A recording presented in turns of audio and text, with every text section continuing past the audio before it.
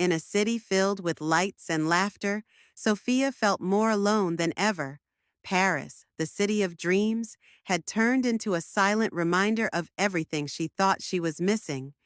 But little did she know, a chance encounter with a young girl would change both their lives forever. Sophia had always dreamed of living in Paris. As an illustrator, she imagined wandering the cobblestone streets, sketching beneath the Eiffel Tower, and sipping coffee in quaint cafes, finding endless inspiration. But the reality was starkly different. At 26, she was living in a cramped Montmartre apartment. The city's dazzling lights felt distant, and her once vibrant sketches lacked emotion. She spent her days working freelance gigs and her nights wondering if she had made a mistake. One chilly autumn evening, Sophia grabbed her sketchbook and decided to visit the nearby park. The leaves, golden and red, floated through the air, creating a serene backdrop. Sitting on a weathered bench near the fountain, she began sketching aimlessly, her pencil dragging across the page without direction.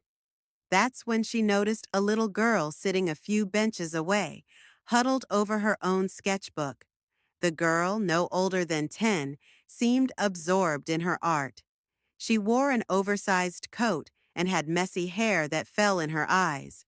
But what struck Sophia was the sadness behind her focused expression. Curiosity got the better of her, and Sophia approached. "Hi there," she said softly, kneeling to the girl's level. "That's a beautiful sketch. Are you an artist too?" The girl looked up, startled. Her wide brown eyes darted away, as if she didn't know how to respond. Finally, she whispered, "I'm just drawing. It's nothing special." Sophia smiled and sat beside her. "Every artist feels that way sometimes, but I'd love to see it if you don't mind sharing." The girl hesitated, then shyly turned her sketchbook. On the page was a delicate drawing of a bird, its wings outstretched, flying into a sky filled with stars. Sophia gasped, "This is incredible. You have so much talent. What's your name?" "Elena," the girl replied, her voice barely audible.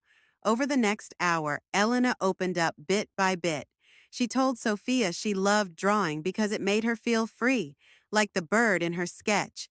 Sophia learned that Elena lived with her grandmother, who worked long hours as a cleaner.